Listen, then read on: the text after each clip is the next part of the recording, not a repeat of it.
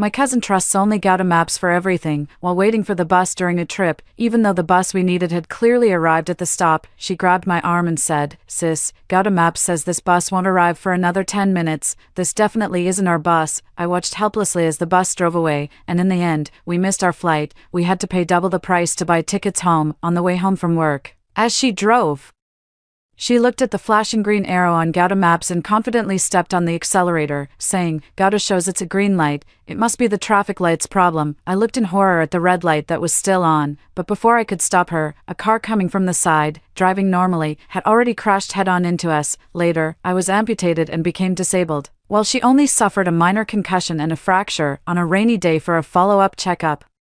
She took it upon herself to call a ride-hailing car, but the location was set to a waterlogged intersection 500 meters away. I wanted to change the pickup point to my doorstep, but she snatched my phone and said, "This is the best pickup point for disabled people recommended by AMAP. You can't just change it." As a result, I fell into the puddle along with my wheelchair. Without even looking, she abandoned me and walked away. Due to being caught in the rain and the prolonged soaking of my wounds in dirty water, a severe infection led to multiple organ failure, and I ultimately died despite rescue efforts. When I opened my eyes again, I was standing in front of the bus stop. My cousin lit up her phone screen and leaned in. "Sis, look, Gouda says the car really will be here in 10 minutes. Cars and people streamed before my eyes, the surrounding noise flooding my ears. For a moment, I felt dazed. Then I pinched my thigh in disbelief. Damn, that really hurt. I can't believe I've actually been reborn. In my previous life, my cousin Song did exactly the same thing. Holding up her phone, confidently pointing at the Gouda map on the screen, she argued with conviction, saying, "Sis, Gouda definitely can't be wrong. The bus driver must have forgotten to change the route number on the bus." She then pointed at the few scattered people in the bus. "Besides, the bus is so empty. It's clearly not the airport express we're supposed to take." Since she had taken the initiative to handle the travel planning, I didn't want to dampen her enthusiasm or make her feel like her efforts weren't appreciated, so I didn't argue. I naively thought that her reliance on Gouda Maps was just a newbie planner being overly cautious to avoid mistakes. It was only later that I realized she wasn't being careful at all. Song was just an incurably foolish control freak. On that day in my previous life, I just stood there watching the bus I needed to take drive away, and the bus on her Gouda map that was supposed to arrive in 10 minutes ended up being a full half-hour late. When we were almost at the airport, she was looking at the drop-off points again and insisted on choosing the one recommended by Gouda, which was the farthest from the terminal entrance. She justified it by saying, "It's the best drop-off point, fewer people, wider roads, and no traffic jams." As a result, we missed the flight. Because it was a holiday, airfare prices soared, and we had to pay double the price to buy tickets home, but she completely blamed the whole thing on me. "Sis, if you had insisted a bit more just now, maybe I would have listened to you and gotten on the car in front, so the responsibility lies with you. You should pay for this plane ticket, otherwise, I don't mind waiting a couple of days for the ticket to get cheaper before leaving." Since I had a crucial meeting the next day, I could only swallow my pride and pay the money, accepting my bad luck. After that, she became even more demanding. During a business dinner, I had been drinking and couldn't drive, so she volunteered to pick me up. When we reached an intersection, even though the traffic light was clearly red, she stared at the flashing green arrow on her phone's navigation app and confidently stepped on the accelerator. "Gouda shows it's green. It must be the traffic light's fault. Only a fool wouldn't go." I was already quite drunk and feeling dizzy, but her words instantly jolted me awake. I screamed in terror, but before I could even reach out to stop her, a truck driving normally from the side had already crashed head-on into us. After the violent impact, I completely lost consciousness. When I woke up again, I had permanently lost both my legs, amputated and left disabled. While she only suffered a minor concussion and a fracture, when the traffic police came to investigate the situation, she was still lying in her hospital bed, shamelessly making excuses. The traffic light system was delayed. My Gouda map clearly showed a green light. I did nothing wrong. After being discharged from the hospital, she hypocritically offered to take care of me, only to turn my life into a complete mess. During one follow-up appointment on a rainy day, she called a ride-hailing car but set the pickup location at a waterlogged intersection 500 meters away. I wanted to ask the driver to come to my doorstep, but she snatched my phone away as if defending some supreme truth. "This is the optimal pickup point recommended by AMAP. It can't be changed randomly. The system has already calculated it." Just as she was about to leave, she suddenly had a stomachache and handed me her phone, telling me to go ahead first and that she would catch up later. I didn't want to miss the appointment, so I had no choice but to push the wheelchair out alone. The rainwater outside had already risen above my feet, making it impossible to see the road clearly. I, along with the wheelchair, tumbled headfirst into a puddle. My cousin arrived late and wrinkled her nose in disgust at the sight of me lying in the filthy water. "Sis, how can someone your age still play in dirty water? Isn't that disgusting? My boyfriend asked me out, so you can get up on your own?" "I'm leaving first." After saying that, she walked away without even looking at me. However, due to being caught in the rain and my amputation wound being soaked in sewage for a long time, I developed a severe infection, which ultimately led to multiple organ failure. In my final moments in the intensive care unit, I only wanted to see my parents one last time. As a result, she hailed a taxi for my parents, who had rushed from our hometown, and set the drop-off point as the optimal drop-off spot farthest from the hospital's inpatient department. I never got to see my parents again before I died. An endless tide of hatred surged in my heart, and I couldn't stop trembling all over. Since she's so confident, in this lifetime, Song Ching-song can just hold on to that gouda and go by herself. Sis, what are you spacing out for?" Seeing that I didn't respond, Song Ching-song impatiently gave me a push. I withdrew my gaze, too lazy to waste any more words on her, and directly showed the bus QR code on my phone, swiping it to board the bus. Just as the doors were about to close in the last second, the car door closed, and only then did I turn back to look at her with a smile. Song Ching-song stared in astonishment as the car drove away. Through the car window, I lowered my head and sent her a message. "Since Gouda said the next car will be here in 10 minutes. You can wait for it yourself, too." After doing all this, I found a seat on the bus and set her messages to do not disturb as well. Anticipating that she would be late just like in my previous life, I directly cancelled her flight ticket. Although I really wanted to see her expression in person, right now, protecting my own life is more important. Without her obstruction, I arrived at the airport 3 hours early. After passing through security, I sat in a chair in front of the boarding gate, savoring this hard-won peace of mind. Suddenly, an announcement echoed through the airport terminal. "Attention, passenger Susia, your family is waiting for you at the service desk in Area A. Please proceed there as soon as possible." Upon hearing this announcement, the announcement repeated over and over again, but I remained unmoved. In a strange city, who else could be looking for me besides Song Ching-song, who came to travel with me? Only a fool would go looking for her. Before I could even board the plane, 2 airport police officers were already walking quickly toward me with Song Ching-song. Song Ching-song's eyes were red, her hair disheveled. Looking utterly frantic, she rushed over, wrapped her arms around mine, and leaned on my shoulder, crying, "Sis, I finally found you. I thought you had been kidnapped by bad people. It's all your fault. Why didn't you believe me and insisted on getting on that strange bus?" This appearance instantly caught the attention of all the waiting passengers around. I even heard someone whispering, as the older sister, "You shouldn't be running around like that, making your younger sister worry so much. Yeah, she looks quite gentle. How can she be so inconsiderate?" These idle words reached my ears, and the suffocating sense of being unable to refute them from my past life washed over me once again. But Song Ching-song was still putting on an act. "I sent you messages, but you didn't reply, and I couldn't reach you by phone, so I had no choice but to trouble the police." "Sis, how could you be so willful?" Every word he spoke placed the blame squarely on me. "It's my fault for not trusting Gouda, for randomly boarding a weird bus, for making her worry, and for causing her trouble." The police officer nearby was clearly also deceived by her sincere and earnest demeanor. He frowned and earnestly said to me, "Young lady, when sisters are out and about, what matters can't be discussed properly. Even if you're upset, you shouldn't run off alone. Look how worried your sister is. It's so dangerous." I looked coldly at Song Ching-song and withdrew my arm. "Officer, we are not biological sisters." The police officer was taken aback for a moment, then waved his hand dismissively. "Hey, your sister already told us. Cousins are still sisters, right? You're all family. Let's talk things out properly." After saying that, seeing we were reunited and his job was done, he turned around and prepared to leave. Seeing the police about to leave, Song Ching-song immediately put on a smug expression, leaned in, and whispered to me, "Sis, is this our boarding gate? When do we board?" I looked at her and spoke calmly, "I've already refunded your ticket." The smile on Song Ching-song's face instantly froze, and the corner of her mouth even twitched. "What did you say?" I added leisurely.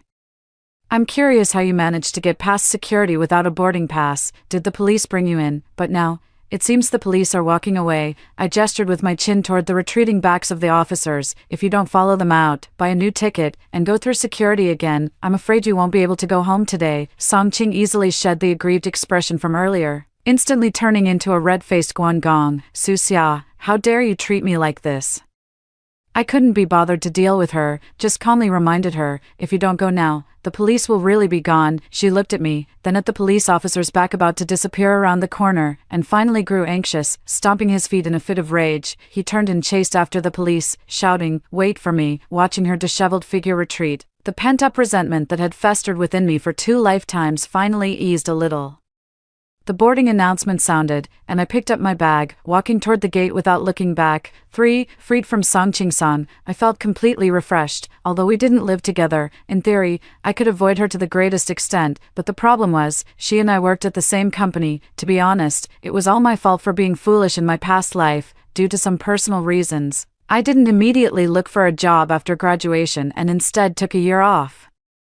After I had been working steadily at this company for 2 years, Song Ching-song had just graduated from university. At that time, our relationship was still quite good. After all, she was the only girl of our generation among the relatives, and during holidays, the two families always gathered together, lively and bustling. When she learned the name of my company and asked about the open positions, she immediately submitted her resume without hesitation. Now, no matter how much I regret it, there's no turning back. The day after returning home, Song Ching-song indeed didn't send me any messages as usual. I was quite content with the peace and quiet, hoping she would simply ignore me from now on. On the first day back at the office after the holiday, the supervisor called everyone from our project team into the meeting room. The partners' willingness for the South City Amusement Park project is not very high. The supervisor's expression was grave. I've inquired.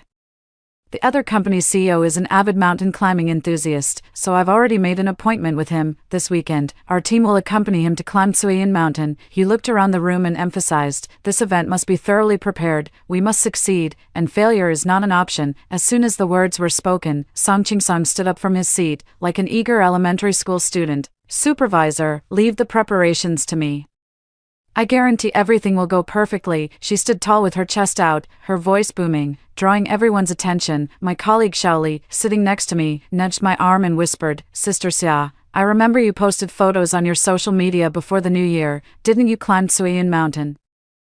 After saying that, she raised her voice and said to the supervisor, Supervisor, I think it's better to leave this matter to Sister Su Xia. She knows that mountain better. My heart sank, and I thought to myself, this is not good. Sure enough, Song Ching-song's face instantly fell, and the look she gave me was filled with resentment. In front of the entire team, she started accusing me. Let her take charge, Supervisor. Don't be fooled by her. Just the other day when we went on a trip together, she didn't even do the most basic planning. We only managed not to get lost thanks to my Gouda map. In the end, she even found me annoying and just left me alone at the station, buying a ticket and coming back first by herself. How can such an irresponsible person be in charge of such an important project? What if the client gets lost on the mountain? She twisted the truth, turning all my actions into irresponsibility and recklessness in her words. The gazes of the colleagues around instantly turned strange. The supervisor's brows also furrowed tightly. Explaining in front of unknowing colleagues and leaders would only sound more like a joke. Seeing my silence, the supervisor clearly believed Song Ching-song's explanation. He waved his hand, making a final decision. All right, then Xiao Song will be in charge of this mountain climbing trip. Su Xia, you should also learn a thing or two from Song Ching. Be more responsible in your work. Song Ching immediately shot me a triumphant look, the corners of her mouth raised high. It goes without saying that her so-called preparation would only involve studying the best deadly route on Gouda maps, but since things have come to this, tearing up the agreement now would be meaningless and would only make me seem petty. The moment I'm waiting for is one that will allow everyone to see her true face. The weekend arrived quickly. The rest of our project team were already waiting at the foot of the mountain early on. I waited and waited, but General Manager Li and Song Ching-song were nowhere to be seen. The supervisor's expression grew increasingly grim as he kept checking his phone. What's wrong with this Song? Can't even pick someone up properly. Another 20 minutes passed before a ride-hailing car finally arrived, parking at a fork in the road a full 200 meters away from us. The car door opened, and a middle-aged man in a windbreaker stepped out first, his face as dark as the bottom of a pot. Song Ching-song, still completely unaware, was pointing at his phone's Gouda map, chattering excitedly to Mr. Li about something. As they approached, the supervisor hurried forward to greet them. Mr. Li, sorry to have kept you waiting. Mr. Li waved his hand, suppressing his anger. Supervisor whine. Your company's little Song here is quite the talent.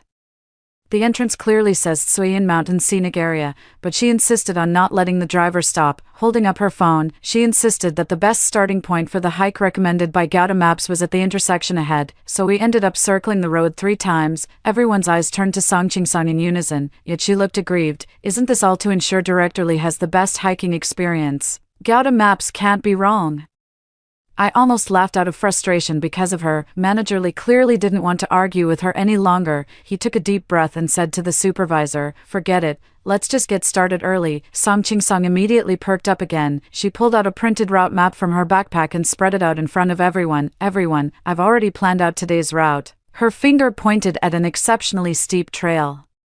"We're going to challenge this most difficult path of the brave. It goes straight to the summit, with the best views." I frowned and immediately voiced my objection. "No, we can't take this path. It had just rained a few days ago, and that road was full of gravel and wild paths, slippery and muddy, extremely dangerous." Song Ching-sung's face instantly fell. "Sis, if you don't understand, don't talk nonsense." She pulled a small red booklet from her pocket and waved it in front of us. "See this?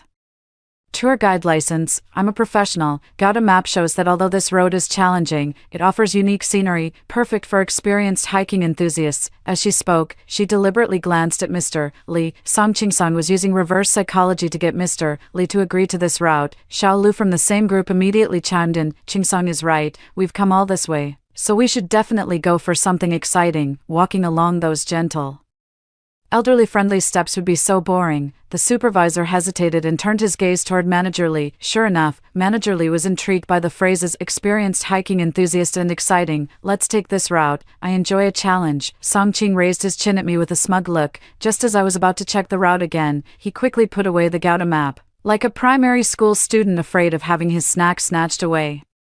Only Xiao Li leaned in close to me and whispered in a voice only the two of us could hear, "Sister Xia, I think you're right. We should be more careful." I nodded at her, but the tension in my heart never eased. 5. The weather was exceptionally fine on the way up the mountain, with bright sunshine. Song Ching-sung's smooth talk was truly impressive. With just a few words, she had Mr. Lee beaming with joy and praising her non-stop. By the time we huffed and puffed our way to the mountain top, she was even more attentive, pulling out her phone and directing everyone to strike a pose. Come on, Director Lee, stand in the center. Let's take a group photo to celebrate reaching the summit." In the photo, the supervisor also showed a satisfied smile, but just as we were preparing to descend after a short rest, a colleague sneezed several times in a row. A thin mist had risen on the mountaintop without us noticing, and the wind had turned chilly. I stood up, pointing to another path paved with stone steps to the west, my tone more forceful than ever before. "Let's take this path down the mountain. Although the stone steps don't offer the best scenery, we'll definitely make it down safely before dark." Song Ching-sung immediately exploded. "Why should we listen to you? Gouda says the fastest and safest way is to go back the way we came. Are you going to be irresponsible again? What if something happens to the client?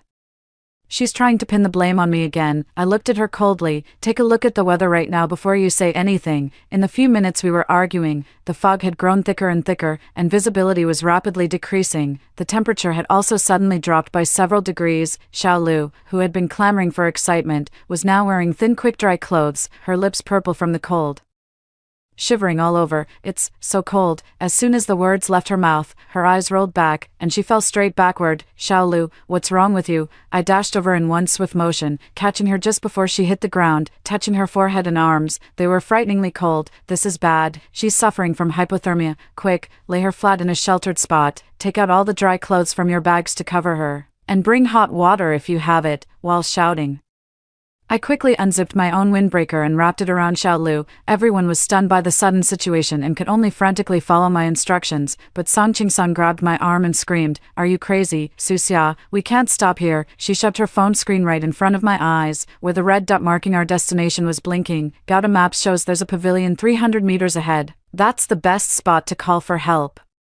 We have to get her there before we can call 120. The anger I had been holding back suddenly flared up inside me. "Are you out of your mind? The worst thing for someone with hypothermia is to be moved. Moving her now would be risking her life. I'm the professional here. I have a tour guide license." Song Ching-sung screamed hysterically. As she spoke, she tried to grab Xiao Lu's clothes. I couldn't take it anymore.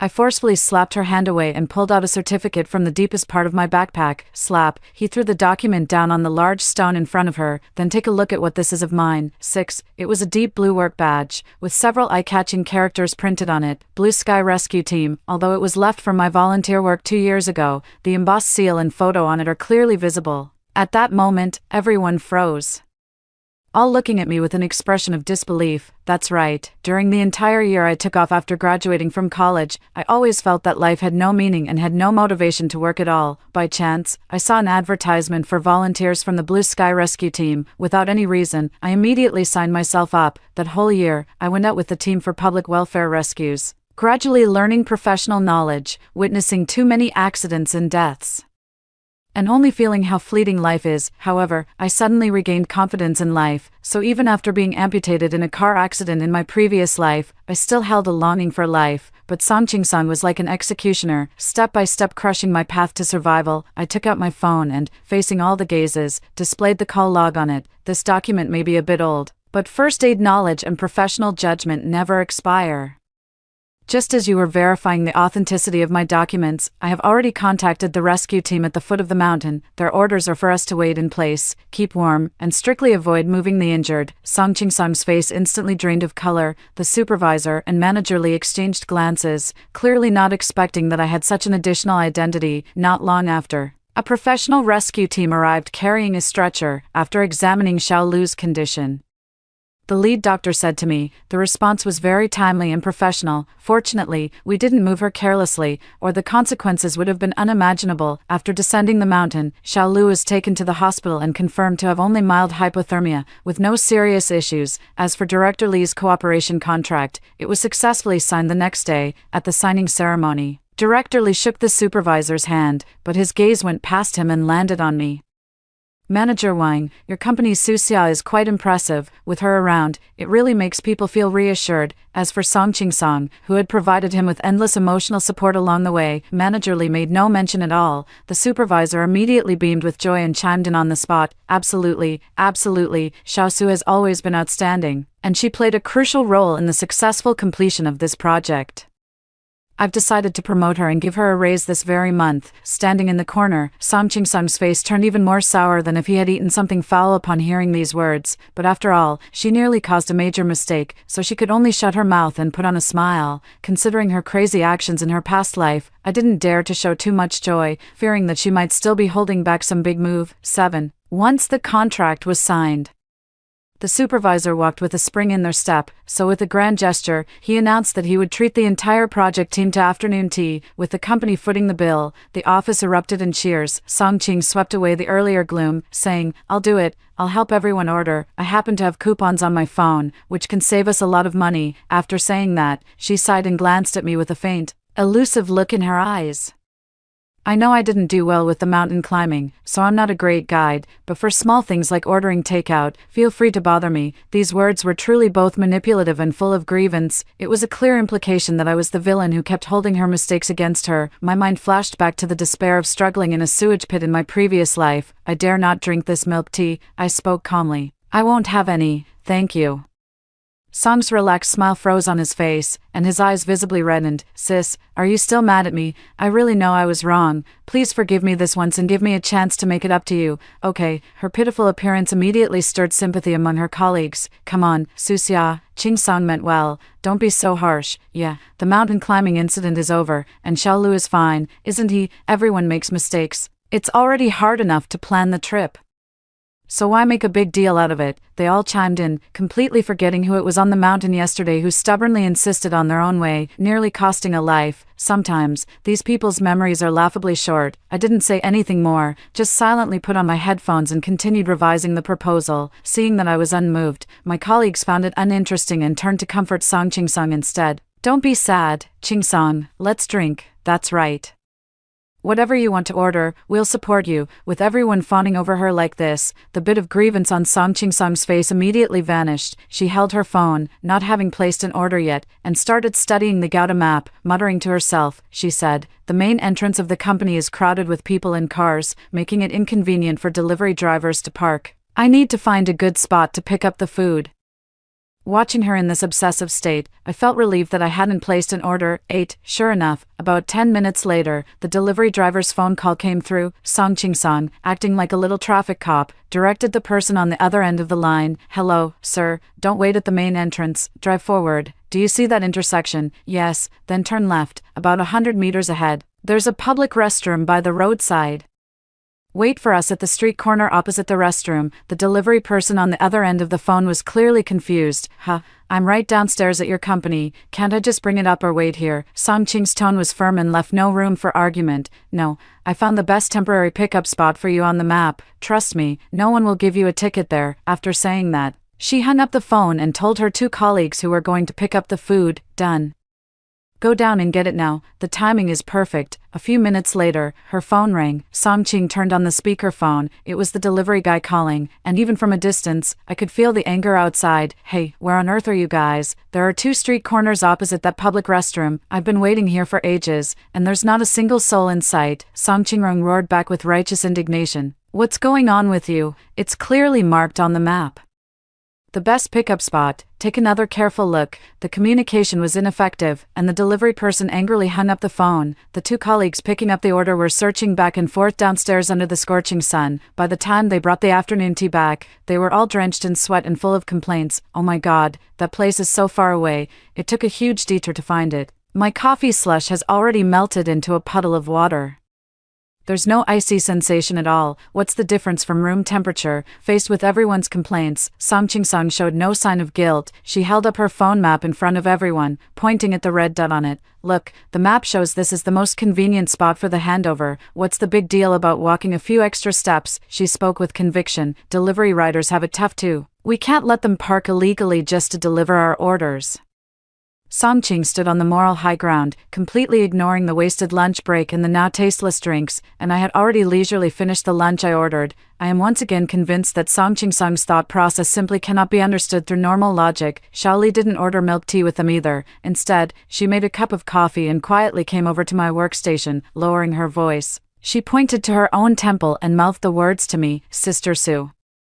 Is there something wrong with her up here? I looked at Song Ching Song, who was still arguing not far away, and shook my head helplessly. 9. After securing the big order, the supervisor, just before leaving work, boldly booked the largest private room at a KTV, saying we should celebrate. The little incident at noon was nothing compared to the celebratory feast. Song Ko, unusually, didn't touch a drop of alcohol. She busied herself pouring drinks for this one, picking songs for that one. A flattering smile plastered on her face. Halfway through the celebration, she sidled up to me with a glass of juice, her eyes gleaming as she stared at my car keys on the table. Sis, your new car is so beautiful. Let me give it a try. Okay. She shook the juice in her hand, acting coquettishly. I didn't even drink, and I'm a great driver. I promised to get you home safely. My mind felt as if it had been struck by a heavy hammer. The noisy music and clamor of the KTV fading away instantly.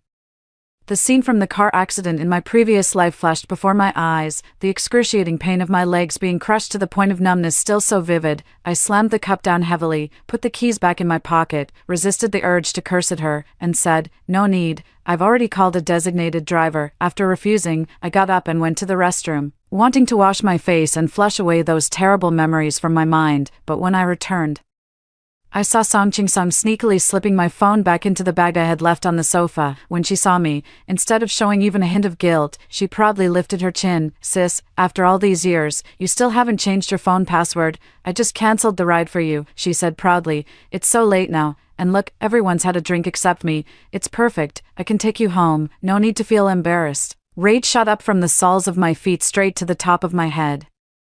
I snatched my bag back and checked that nothing was missing. Who gave you permission to touch my phone and cancel my order? Sister Wang, who usually loves to smooth things over, stepped forward, frowning as she tugged at my arm. Oh, Susia, let it go, let it go. Ching Song meant well. She spoke to me in a tone of an elder, saying, she just wanted to help out. Why are you being so harsh? Besides, you're cousins, don't be so petty. I couldn't be bothered to argue with them any longer. So I grabbed my car keys and headed out. After settling the bill, the others followed out in small groups. As soon as we reached the entrance of the KTV, a driver wearing a designated driving vest rode over on a small electric scooter. Miss, do you need a designated driver? I was just about to nod when Song Ching Song suddenly rushed in front of me like a madwoman and started yelling at the driver, get out of here. We don't need you, hurry up and leave. The driver was startled by her outburst, gave us a bewildered look, and rode off grumbling. Song Ching-sung was still not satisfied. She put her hands on her hips, turned around, and glared at me fiercely, her face full of vengeful delight. I'm putting it out there right now. For every designated driver that comes, I'll stop one. I want to see how you're going to get home tonight. After the threat, she didn't forget to add one more line. Just because you bought a new car, you think you're something special.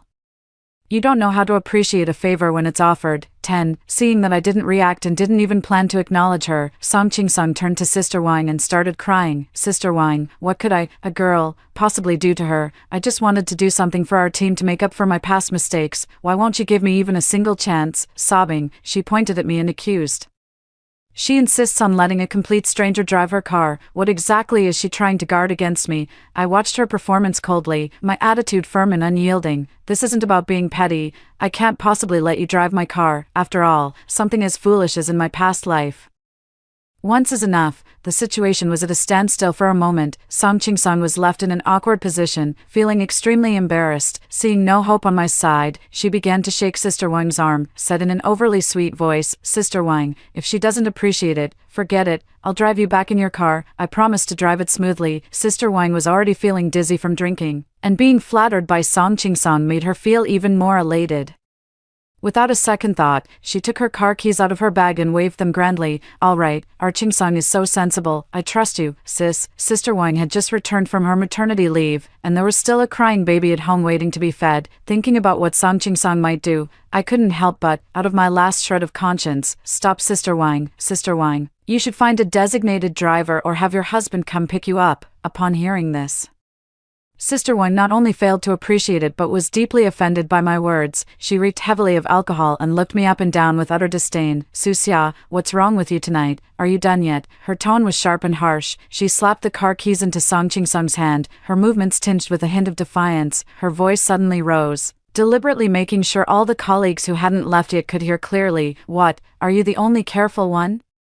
Let me tell you, Wan Li Juan, am not that delicate. She grew more and more agitated as she spoke. Do you just hate seeing the two of us get along? Today, I insist on having Ching-sung take me back. Her skills are definitely 100 times better than those of certain people who are suspicious all day long. Song Ching-sung immediately tightly held onto Sister Wang's arm. Sister Wang, please don't be angry. It's not worth getting upset over someone like this. Sister Susia is also, perhaps she's just naturally more cautious. As soon as she said this, it directly confirmed my image as a narrow-minded and malicious person. Seeing this, none of the other colleagues dared to make a sound. I looked at Sister Wang's face, flushed red from alcohol and anger, and then at the smug expression on Song Ching-sung's face behind her. Suddenly, I felt completely drained. Good advice is wasted on those who are determined to ruin themselves. I had tried my best to warn them, but instead, I was seen as a scheming villain. I didn't say anything more, just stood there with my arms crossed, expressionless, watching Song Ching-sung gleefully take the key and settle into the driver's seat. The taillights disappeared from sight. The countdown has already begun. 11 colleagues have also left in 2s and 3s by taxi, leaving only me alone at the entrance. My phone ran out of battery.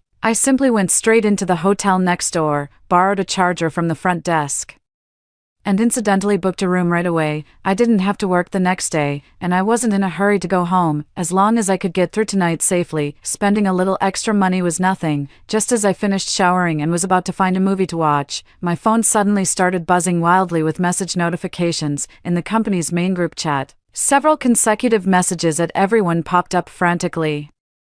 The person sending the messages was a colleague who had just taken a taxi home after Song Ching-sung. Holy shit, something big happened. Immediately following was a photo, taken extremely blurry, only showing a mix of red and blue police lights and the shadow of an ambulance. Sister Wang and Song Ching-sung's car was hit by a large truck at the Nanshan intersection, and the front of the car is completely wrecked. The next second, someone tagged me in the group chat, at Susia. Didn't you try to stop them at the time? Oh my god, you're practically a prophet. I stared at the message, never expecting that retribution would come so quickly, but there was not a ripple in my heart. I turned off all message notifications, tossed my phone onto the bedside table, and fell into a deep sleep. When I woke up the next day, it was already 10 in the morning. I picked up my phone and opened the WeChat group that had already reached 999 plus messages.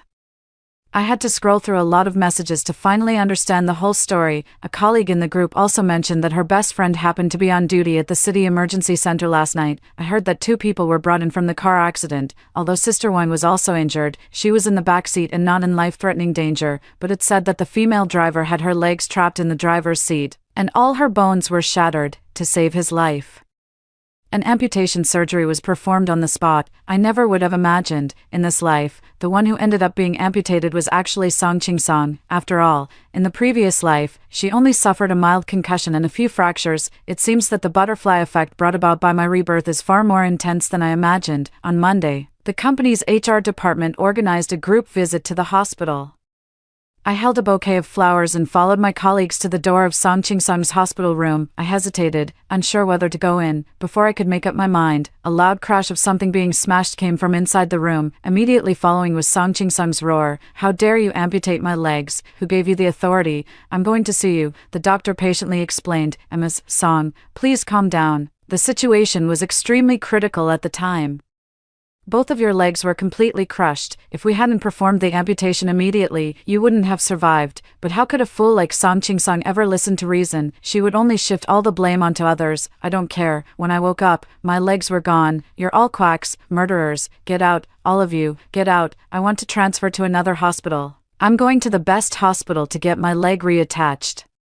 Listening to her hysterical crying and cursing inside, I could no longer suppress the curve at the corner of my mouth. I directly shoved the flowers in my hand to the colleague beside me, who had also witnessed the whole scene and looked equally awkward. "Sorry, I suddenly have a bit of a stomachache. I need to go to the restroom first. You guys go in first." After saying that, I didn't wait for their reaction and turned to leave. After leaving the hospital, I directly hailed a taxi by the roadside. "Driver, to the nearest mall. After all, the weather is so nice today. I have to go and celebrate properly for myself." 12. The next day at work during lunch, a colleague who was with me said that after I left that day, there was still a big drama to watch. Wang Jie's family rushed into Song Ching-song's hospital room, demanding an explanation from her. They blamed all the responsibility on Song Ching-song, insisting that she compensate for the car damage and all of Wang Jie's medical expenses. Song Ching-song was already struggling to cope with the pain of her amputation, and with their commotion, she broke down in tears, threatening suicide and saying she couldn't go on living. But with her loss of mobility, her threats were merely empty words, as she was unable to take any substantial action. The police determined that Song Ching-song was fully at fault. Of course, she refused to admit guilt.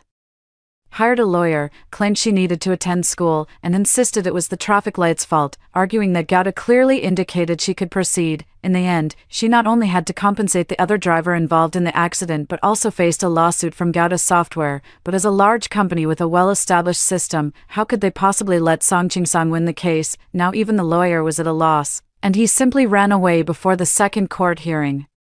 Leaving Song Ching-song to face everything alone, she was on the verge of a mental breakdown and was also ordered to pay a large sum in compensation. Song Ching-song ran back to her hometown, hoping her family would help share some of the burden, but I had already tipped off her parents in advance. Not only did he completely distance himself from these messy affairs, but he also revealed the specific amount of compensation and apology that Song Ching-song was required to provide.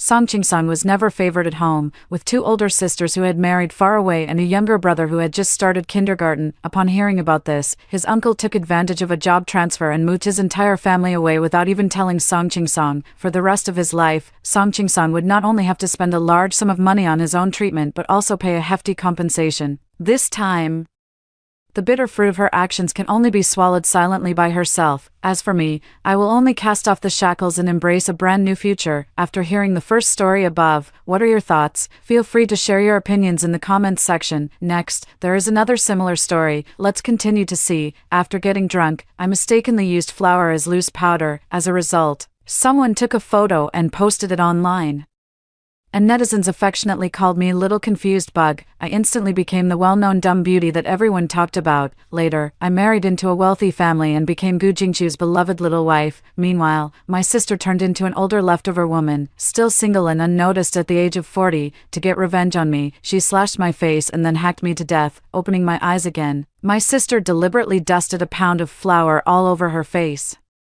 This dumb beauty, it's my turn to be. I looked at her ghastly pale face and vomited. 1. I saw Chin Cece dusting a layer of flour on her face, leaving it deathly pale. One layer wasn't enough, so I added another, and in the end, I used a whole pound of it. As she patted on the powder, she muttered, "This overwhelming fortune has finally come to me." Watching her deliberately act foolish, I realized that she had also been reborn, in my previous life, after getting drunk. I mistook flour for loose powder and patted it all over my face, which was then captured by a passerby. As a result, netizens praised me as a silly and cute, foolish beauty. I quickly became popular and married Gu Jingchu, the son of the prominent Gu family. Meanwhile, Chin Cece remained unnoticed even at the age of 40. Later, while I was fully conscious, she scratched my face all over. And after enduring a day and night of pain, she hacked me to death. I still remember that excruciating pain to this day, so the reason she's doing this now is simply to replicate the life I lived in my previous existence. I grabbed my sister's arm, pretending to stop her. "Sis, you mustn't do anything foolish. Why on earth are you patting flour on your face? That's not setting powder." Chin Cece kicked me directly. "Damn girl, get the hell away from me. Don't stop me from marrying into a wealthy family." She picked up her phone, found the right angle, pouted, and struck a very silly and ridiculous pose. Chin Cece took several photos in a row and posted them on social media. "Oh dear, I'm so silly. I mistook flour for loose powder. What a little scatterbrain I am." Just like in my previous life, Chin Cece also gained popularity with these few cluelessly cute photos. However, with her plain looks and slightly plump figure, the response to these photos wasn't as significant. Many netizens nicknamed her Steamed Bun. Not long after, because Chin Cece had applied too much flour to her face, her skin became allergic, causing her entire face to turn red and swollen. She rushed to the hospital and received several saline drips before the swelling subsided. This also left her with many lingering effects. Her face would become red, swollen, and itchy whenever it was exposed to the wind. However, Chin Cece didn't care about any of this. Her only goal was to become Gu Jingchu's woman. "After the scandal," she said to me triumphantly, "this time, it's my turn to marry into the Gu family." But what Chin Cece didn't know was that temporary success could be replicated, while lasting success was not that simple. In my previous life, when I married Gu Jingchu, it wasn't just because of a few photos. A marriage that crosses social classes is not as simple as she thought. Good eloquence, broad horizons, superior emotional intelligence, and so on. Chin Cece possesses none of these essential qualities, however. These have little to do with me anymore, because in this lifetime, I intend to be my own queen, unconcerned with romance, devoted solely to myself. A man is never as reliable as oneself. After gaining a bit of popularity online, Chin Cece decided to seize the moment and push forward. She started live streaming, and to maintain her clumsy beauty persona, she constantly implied in her words that she was a bit ditzy. Chin Cece patted her head and said, "Ever since I was little, my memory has been poor. Sometimes I often forget where I left the house keys, too." At that moment, I chimed in quietly from the side. "Sis, you remember every penny Aunt Wang next door owes you so clearly." She shot me a glare and continued, "I remember one time, I even mistook a sponge for a steamed bun and took a bite. I wondered why the bun was so soft, and only then did I realize something was off. My little brain really doesn't work well." I chimed in again from the side, "Well, your eyes aren't too sharp either." "I know an eye doctor." Chin Cece ignored me. "Even now, I can't even do addition and subtraction within 10. Sigh, who told me I'm such a scatterbrain?" I complained again. "Then you really are stupid. My little boy from before could even do arithmetic within 10. Little boy was the husky I used to have." Chin Cece has completely lost her mind. She kicked me directly. "Chin Shiryue, are you ever going to stop?" Netizens' comments are mixed. This streamer is all about authenticity. I love such a silly beauty. To be honest, my son is 6 years old and can already do addition and subtraction within 10. Are we sure the streamer's IQ is really okay? The woman next to her is so annoying, always undermining her all day long. The live stream room suddenly gained several thousand more viewers, and Chin Cece was so happy she felt like she was about to fly. She immediately started singing and dancing to square dance music in a silly, goofy way for everyone. She feels she's already halfway to success now. What about the other half? It's about winning over Gu Jingchu, the one she's been longing for. The Gu Group has a wide range of industries, spanning various sectors, based on the timeline from the previous life. The Gu family is about to start looking for a spokesperson for their chain of restaurants. In my previous life, because my image and temperament matched the overall style of the Gu family restaurant, coupled with the strong appeal from netizens, I became the spokesperson for the Gu's restaurant. That's why I grew closer and closer to Gu Jingchu. So Chin Cece definitely wouldn't give up this excellent opportunity to get to know Gu Jingchu, unfortunately. Her image and temperament didn't quite meet the standards, so she had to seek other methods. During the live stream, Chin Cece deliberately pouted and asked the netizens, "Babies, do I look a lot like the steamed buns from Goo's restaurant right now? I really love their buns, they're just as cute and silly as me." With this groundwork laid, some netizens have also suggested that Chin Cece could become the spokesperson for Goo's restaurant. Chin Cece spent her own money to buy numerous promotional articles, subtly hinting at the indescribable connection between herself and the Goo's restaurant. Finally, Gu Jingchu relented and agreed to let Chin Cece first experience the position of spokesperson. Chin Cece was extremely pleased, feeling as if she were floating as she walked. She felt that victory was within reach and couldn't wait to marry into the Gu family. In my previous life, because of this endorsement, I left a very good impression on Gu Jingchu. I mistakenly described a low-priced promotional dish as a complimentary one. Then, I playfully said to Gu Jingchu, "Mr. Gu, if the per-person spending exceeds 500, let's offer this dish for free." Gu Jingchu agreed with a wave of his hand. The whole city was buzzing, and the indirect marketing strategy proved successful. The low cost allowed Gu's restaurant to multiply its sales several times over that month. My foolish nature is merely a disguise, thus. Gu Jingchu looked at me with newfound respect, and his mother, the Dowager Lady Gu, also praised me highly, and Chin Cece had no idea of the reasons behind it all. She thought I simply gained Gu Jingchu's favor through sheer foolishness and naivety. So now, Chin Cece is starting to market her dumb beauty persona again. 3. The spokesperson for the Gu family restaurant has always been highly anticipated. Now, with the hype around the steamed bun gimmick, even more people are paying attention.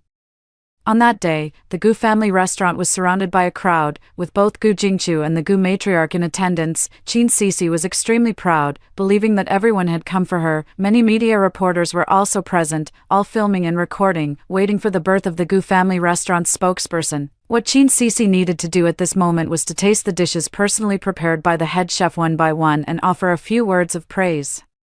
The head chef of the Gu family first served a bowl of yangchen noodles, with a rich broth and fine noodles, which made one's mouth water. Chin Cece added a lot of brown liquid to the bowl. She took a taste, frowned, and then directly poured the bowl of noodles away. "Oh my, this is actually soy sauce. It's incredibly salty. I thought it was vinegar." The chef was very angry. The food he had worked so hard to prepare was being wasted. However, given the importance of the occasion today, he suppressed his anger and served Chin Cece another very tender steak set. Chin Cece stuck out her tongue, thinking it was cute, then she picked up her knife and fork, pretending she couldn't cut it. "Oh dear, what's going on? I can't cut this meat. Am I just too clumsy?" The head chef's face had already darkened. The crowd was already buzzing with discussion. "No, why does it feel like this lady is a bit foolish? Help. This is really a bit too much." Finally, the chef brought out the signature dish of Gu's restaurant, steamed buns. Back in the day, it was this staple dish that attracted a large number of food-seeking customers and made the restaurant thrive. It can be said that this dish is the cornerstone of Gu's restaurant. One of the main reasons Gu Jingchu took a liking to Chin Cece was because online rumors suggested that Chin Cece, with her face covered in flour, looked somewhat like this steamed bun, fair, plump, and soft. However, when a plate of soft, fragrant steamed buns was served, Chin Cece waved her hand dismissively, saying, "I won't have any, I'm afraid of gaining weight." The head chef, mustering his courage, urged her to give it a try. At this point, if she had just picked up a steamed bun, taken a bite, and casually praised it a few times, the situation could have been smoothed over, but Chin Cece refused once again. "I said I won't eat it. It's so easy to gain weight." Gu Jingchu's expression turned extremely unpleasant. The people below began to voice their opinions one after another. "This Chin Cece is so rude. She really seems a bit foolish and doesn't understand the rules. She's like a little girl with a split personality." Gu Jingchu and the Dowager Gu left with angry expressions on their faces. After this incident, the Gu family urgently engaged in public relations and cancelled the proposal for Chin Cece to become the spokesperson for the Gu family's restaurant. I sneered on the side. This was an inevitable outcome. Chin Cece is foolish and unaware of it. She only knows how to maintain the dumb beauty persona. But she doesn't realize that what the public likes is a beautiful girl who occasionally makes silly mistakes and acts adorably clueless, not like her now, who is foolish all day long, and whose stupidity makes people find her unreasonable and overly confident. Having been reborn, I naturally want to do something I truly enjoy. I love painting. Painting can make my spirit burst into sparks, but in my previous life, Gu Jingchu felt sorry for me, thinking that painting was mentally draining and hard on the eyes, so I gave up the art I had loved for over a decade. But now, I'm going to pick up the brush again and rediscover my passion. I paint at home every day, forgetting to eat and sleep. Sometimes when my hand got injured, I would just put on some medicated plaster and keep drawing. Chin Cece looked down on this with disdain. Chin Shiryue, what's the use of just being good at drawing? You're destined to be at the bottom of society for the rest of your life. Unlike me, I already have one foot in the Gu family. I ignored her. Nothing in this life could stop me from pursuing my own light. I spent an entire month painting a massive version of Dwelling in the Fuchin Mountains. The painting style was delicate, and the composition was ingenious. It sparked quite a reaction online, and I was hailed as a prodigy girl in the art world. Many people have offered high prices to buy this painting. Gu Jingchu found me, and seeing him again in this lifetime, he still has that domineering CEO demeanor. Name your price for Dwelling in the Fuchin Mountains. I want to buy it for my mother's birthday celebration, I calmly said. 1 million, he agreed, but I was asked to attend Mrs. Gu's birthday banquet together. In my previous life, I got along very harmoniously with Mrs. Gu, so I naturally agreed to go and offer my congratulations. When Chin Cece found out, she shamelessly insisted on going with me. She said, Gu Jingchu actually went all the way to buy a painting from you for me. I'm so touched. I rolled my eyes inwardly, realizing she was genuinely foolish. Chin Cece had put a lot of thought into attending this banquet. She used the money she earned from her recent live streams to buy many flashy clothes with large logos. She looked like a colorful pheasant. I went to the Chanel counter again and bought another bag to use for matching outfits. On the day of the birthday banquet, I walked into the hotel owned by the Gu group together with Wutsai Cece. As soon as Chin Cece saw Mrs. Gu, she immediately went up to greet her. Mrs. Gu, hello, I'm Chin Cece. I wonder if Brother Jingchu has mentioned me to you. Old Mrs. Gu frowned, then she saw me standing nearby. Yen lady, was it you who painted Dwelling in the Fuchin Mountains? Thank you. I really like it. I smiled slightly and nodded politely. Gu Jingchu arrived, and Chin Cece immediately rushed up to him. Hello, Brother Jingchu. I know you were too shy to invite me directly, so you deliberately asked my sister to come. That way, I would follow along. I may not be as good at drawing as she is, but I'm more adorably clueless than her. For, after saying that, she made what she thought was a very cute expression. Gu Jingchu rolled his eyes hard and said helplessly, sorry. I don't like fools. Chin Cece's face turned pale and then flushed with embarrassment as she awkwardly leaned back. After everyone was seated, the waiters served the dishes one by one. One of the waiters accidentally knocked over a plate while serving the food. Before Madame Gu could even say anything, Chin Cece suddenly stood up. She directly slapped the waiter, leaving a bright red handprint on his face. Chin Cece cursed at the waiter. You useless fool. You can't even hold a plate properly. How dare someone like you work as a waiter here? After cursing, Chin Cece glanced triumphantly at Madame Gu, as if seeking praise. Old Madame Gu's face instantly darkened. After all, she didn't say anything. Breaking a plate isn't a big deal, but Chin Cece was so direct and bold, openly coming out to insult the waiter. Uninformed viewers might even think that the old lady specifically instructed her to scold like that. The waiter covered her face and cried softly, glancing toward Gu Jingchu and the old lady as she wept. Seeing this, Chin Cece directly grabbed the server's ear. Cry, cry, cry, you little bitch. Who are you crying for? Don't think that just because you cry a few times, Madame Gu will forgive you. After saying that, Chin Cece picked up a piece of broken glass and was about to slash it across the server's face. Enough, what's gotten into you? Gu Jingchu's voice came through as he walked directly towards Chin Cece. Chin Cece couldn't hide the excitement in her heart. Brother Jingchu, I taught this little wretch a lesson for the old lady. Why not just fire her? Seeing her is just bad luck. The waiter, upon hearing this, cried even louder. Gu Jingchu's face completely fell. Who do you think you are? When did it become your turn to make decisions here? Also, no one invited you to this birthday party, did they? You came uninvited. Your face must be thick enough to build a city wall. How shameless.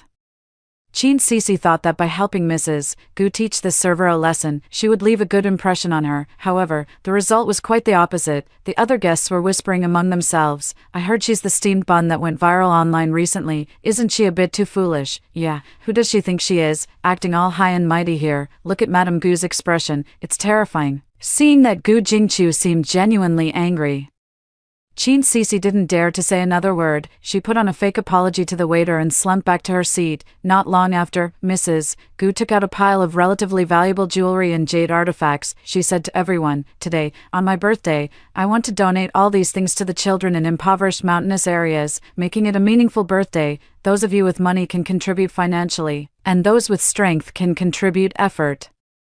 Let's work together to protect the future flowers of our motherland. Mrs. Chin has always been kind-hearted and benevolent, often donating money and goods in the past. It's perfectly understandable to want to encourage everyone to show their love and kindness on a birthday. Most of the guests attending the birthday banquet were either wealthy or influential, and they all strongly supported this initiative. At that moment, Chin Cece suddenly made another appearance, stirring things up again.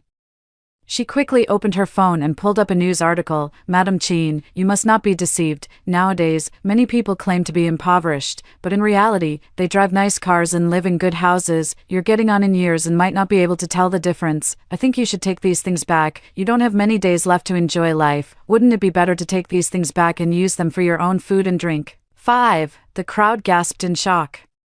Old Lady Chin glared angrily at Chin Cece. Just because I'm old, I should go die. Is that it? It's you again. Are you not going to rest until you've driven me to my grave today? I've been doing charity work for so long, and I don't need you. I don't need you to tell me what to do. Old Lady Chin was so furious that her voice trembled as she spoke. Gu Jingchu directly called security to have Chin Cece thrown out. She took a step that led to a dead end.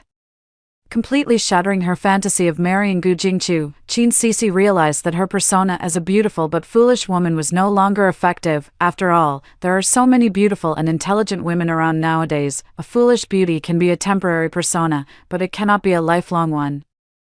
Even the best things become tiresome after seeing them too many times, let alone someone as plain-looking and foolish as Chin Cece. What she considers cute and naive is nothing but a joke in the eyes of others. To regain her popularity, she chose a new direction, dancing on the edge of propriety. She wears revealing clothes and dances provocatively online. During live streams, she constantly shouts, "Oppa, don't go, I love you." The whole house has been turned into a mess by her.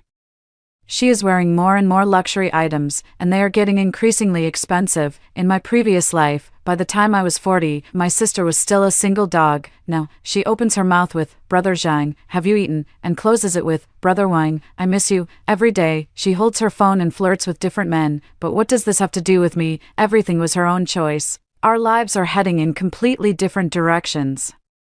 My paintings are becoming more and more famous, and their prices are rising. I have sold several paintings and made a small fortune. I used the money to buy a small apartment, planning to focus on painting. Only when I paint do I feel like I've found myself again. I can be a dull tree, or I can be a free wind. Happiness has taken on a concrete form. When everything seemed to be settling down, a new storm emerged. I relied on myself to open my first personal art exhibition in my life. Although the scale was not large, it was a milestone for me. I had prepared for a long time with great care, and the exhibition finally opened with great success. That day, I arrived at the exhibition hall early, planning to take another look in advance to see if there were any areas that needed improvement. As more and more people gradually gathered, I noticed Chin Cece mingling among them. Her gaze toward me was filled with mockery. I had a somewhat uneasy premonition. But I didn't dwell on it too much. The art exhibition began, and everyone praised my unique and magnificent painting style. At that moment, several men who looked like thugs suddenly appeared, eyeing me with ill intentions. The leader of the group leered and said, well, it turns out you're a great painter. You weren't so quiet last night when you were shouting so loudly. Back then, you served this master so well. So today let this master serve you." After saying that, he moved closer. Intending to get handsy with me, I immediately stepped forward and slapped the man. "Did you eat a laxative? Your mouth is full of shit. If your mouth isn't clean, go feed it to the dogs. I don't have time to play games with you here." The man, having been hit, said furiously, "You little bitch, take a look at these photos yourself. Do you still want to deny it?" With that, he scattered a stack of photos all around the crowd. The photos all depicted indescribable scenes between men and women. Photos taken from various angles and positions with several men, captured clearly. The key point is, the woman in all the photos has my face. 6. The audience present also saw those photos, and they were very surprised. "Oh my god, I can't believe it. Little Chin the painter doesn't seem like someone who would mess around." Indeed, you can know a person's face but not their heart. I carefully examined those photos. Only the face was mine, but the body was not. Especially on the woman's arm in the photo, there was a distinct mole, and Chin Cece had exactly such a mole on her arm. Those men continued to insult me, using very harsh language. Some troublemakers even recorded the incident and posted it online. Soon, #GeniusGirlsChaoticPrivateLife #scandal at the art exhibition #moral decay get out of the art circle and other topics frequently trend on social media. Chin Cece suddenly popped up at this moment, crying and wiping away tears. "Oh, everyone. Please stop criticizing our Shiryu. She has always been like this since she was young, with a particularly chaotic personal life. I will definitely keep a close eye on her from now on. She just bought a new apartment recently, and who knows which man paid for it. On the surface, Chin Cece said this to help me out of a tight spot, but in reality, she was just throwing more dirt at me, sure enough. As soon as Chin Cece finished speaking, the commotion around us grew even louder. I took a deep breath and walked straight up to Chin Cece, glaring at her fiercely. Chin Cece, whoever did this knows it in their heart. Chin Cece immediately covered her face and cried in grievance, Chin Shiryue, are you implying that I conspired with these men to frame you? It was clearly your own disgraceful actions. How can you still blame it on me? I have a very strong intuition that this matter is definitely connected to Chin Cece. I looked at those few slovenly men and took a deep breath. According to Article 246 of the Criminal Law, publicly insulting others through violence or other methods, or fabricating facts to slander others, if the circumstances are serious, shall be sentenced to fixed-term imprisonment of not less than 10 years, criminal detention, public surveillance, or deprivation of political rights. Actually, it's less than 3 years. I said that to make them panic and lose their composure. The man was taken aback, looking a bit guilty. Don't try to scare us. We're not easily frightened. I stared at him again. As long as you tell me who's behind this, I'll let you go. Upon hearing this, Chin Cece became agitated and started shouting loudly, don't listen to her nonsense. She's just trying to trick you. Just insist that it was this bitch who slept with you. I smiled slightly, knowing that the fish had already shown its true colors. Upon hearing this, those men immediately approached me with sinister grins. Who knew that suddenly a tall man rushed up and subdued all of them? I looked and saw that Gu Jingchu had arrived with a few people. Gu Jingchu waved his hand, and a man with gold-rimmed glasses standing behind him picked up those photos and scanned them into the computer. Not long after, the man respectfully said to Gu Jingchu, Young Master Gu, these indecent photos are indeed photoshopped. I have already restored the original images. The owner of these photos is indeed not Miss Chin Shiryue. After saying that, he displayed the photos. The face in the photo is Chin Cece. Chin Cece panicked instantly and angrily pointed at Gu Jingchu's subordinate. Who do you think you are? If you keep spouting nonsense, just wait and see how I deal with you. After saying that, Chin Cece tried to snatch the person's computer. I sneered and said, Chin Cece, this is computer expert Shin Yen. Don't tell me you didn't even recognize him as a well-known computer expert in the country. Shin Yan's words carry significant weight. 7. Everyone suddenly understood, seeing the truth exposed and overwhelmed by Gu Jingchu's powerful presence. Those little thugs quickly knelt down and begged for mercy. Mr. Gu, it was all Chin Cece who told us to do this. She slept with us, took photos, then had someone Photoshop them. She also promised us 100,000 yuan to come find her sister today. So we just, Gu Jingchu didn't even look at them, and directly ordered his subordinates to drag them outside and beat them up severely. Their screams echoed one after another, and Chin Cece was also beaten until her face was bruised and swollen. Gu Jingchu. This Chin Cece will definitely not let it go easily. I didn't say anything, because of the remaining hatred. I want to resolve it myself. In her previous life, Chin Cece was still unattended to even at the age of 40. In this lifetime, unwilling to be lonely, she has been flirting with men of various statuses everywhere. I also met those few troublemakers at the art exhibition. Besides them, there were several other boyfriends. Chin Cece often used the excuse of testing them to ask them to buy her various clothes, bags, and high-end cosmetics. And those naive boyfriends all thought they were Chin Cece's one and only, so they all took out their savings to buy this and that for Chin Cece. I once bought a new computer, which was taken by Chin Cece to use. While Chin Cece was away, I secretly took back what belonged to me. When I opened the computer, it completely shattered my worldview. The things on the computer were unsightly. Chin Cece was keeping 7 or 8 backup partners at the same time, and all of them were married women. She named them Spare Tire 1, Spare Tire 2, Spare Tire 3. A sudden idea struck me. I kindly created a group for them, a few backup options, and named it the Cuckold Camp. Then I found their wives and added them to the group as well. I also posted the various luxury brand captions that Chin Cece had shared on her social media, along with her cringeworthy chat records with several backup suitors. The group chat exploded instantly. I quietly left the group chat. I heard about Chin Cece again a week later. It was said that those backup guys were furious and humiliated when they found out Chin Cece was dating many boyfriends at the same time, and their wives also learned about this, so those men quickly changed their tune, all claiming that Chin Cece was shameless and deliberately seduced them. So, the wives of those backup options formed an Avengers team on a sunny and pleasant afternoon. They cornered Chin Cece. The wife of backup option number 1 grabbed Chin Cece's hair and shaved her head bald. The wife of backup option number 2 slapped Chin Cece several times. The wife of the third backup kicked Chin Cece hard, causing her to fall heavily to the ground, bleeding profusely. It turned out she was already pregnant, but she had no idea who the father of the child was. The incident was recorded by many people and posted online. News reports about the incident quickly became a headline sensation. Chin Cece is trending once again. Unbelievable. Multiple wives beat up the mistress on the street, turning her into a marinated egg, cheating with multiple people. The mistress turns out to be a provocative dancer. Shocking. Promiscuous woman pregnant. Unknown who the father is. The internet has collectively begun to pass moral judgment on Chin Cece. Every time she goes out, people point fingers at her, and even self-proclaimed righteous individuals throw eggs at her.